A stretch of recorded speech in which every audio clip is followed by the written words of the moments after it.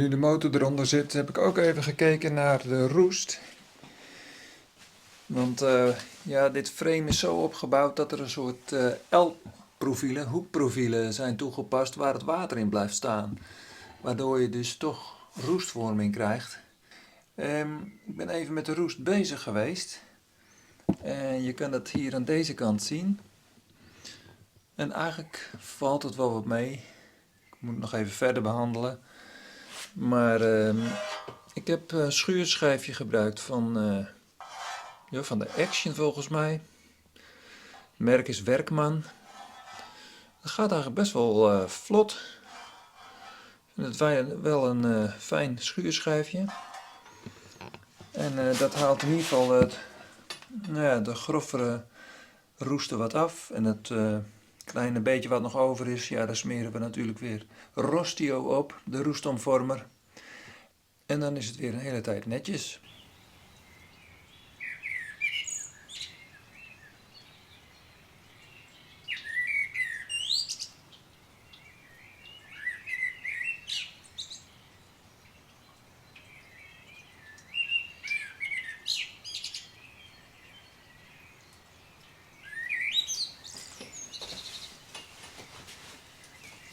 Nou, dit spul werkt snel, maar zoals je ziet, overal ligt nu een soort rode stof. Dat is natuurlijk dit spul.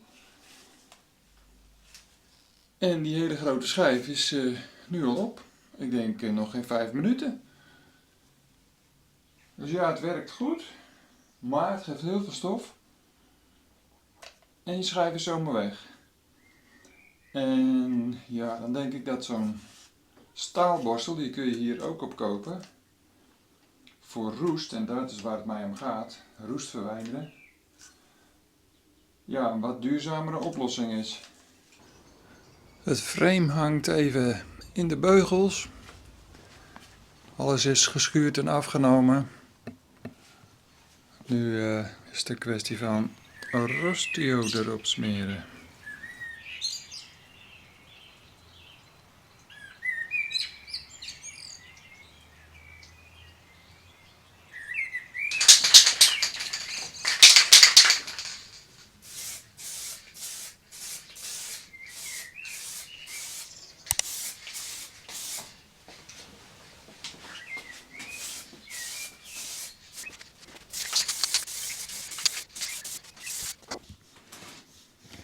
Het frame van de bak is gespoten in mat lak. En dat zorgt voor een zogenaamde ratty look. Oftewel, je mag zien dat hij geroest heeft, dat er wat beschadigingen zijn. Maar hij zit wel in de lak, dus hij kan niet verder roesten. Dat is een beetje het idee. Dit effect wordt het dan. En ik trek dat door in de bak zelf. Ik ga niet volledig nieuwe panelen maken. Eigenlijk was alleen het onderste deel slecht.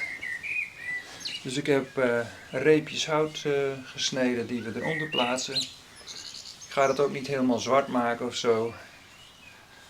Het gaat natuurlijk wel beschermd worden. En dan wordt het er gewoon onder gemonteerd. Ik heb wel 2 nieuwe bankjes gemaakt. Die moeten wel stevig zijn. En er komt een nieuwe bodemplaat in. Die bestaat uit 2 delen.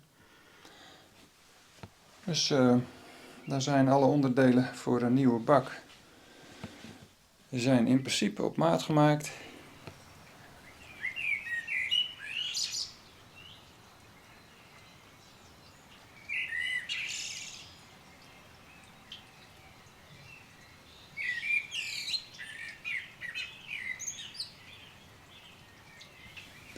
Ik had 155 milliliter epoxy klaargemaakt. Daarvan heb ik de smalle planken aan alle zijden kunnen doen.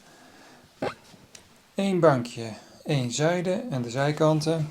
Een vloerdeel, nog een vloerdeel, alleen de bovenkanten. En hier nog wat randjes van de bestaande panelen. Ook even met epoxy behandeld. En ja, je moet nog aardig doorwerken om met een 20 mm kwast 155 milliliter weg te werken. Meer was ook niet gelukt, want ik merkte dat de epoxy al hard begon te worden. En dan is het heel moeilijk smeerbaar. Dus 155 milliliter was voor mij de max.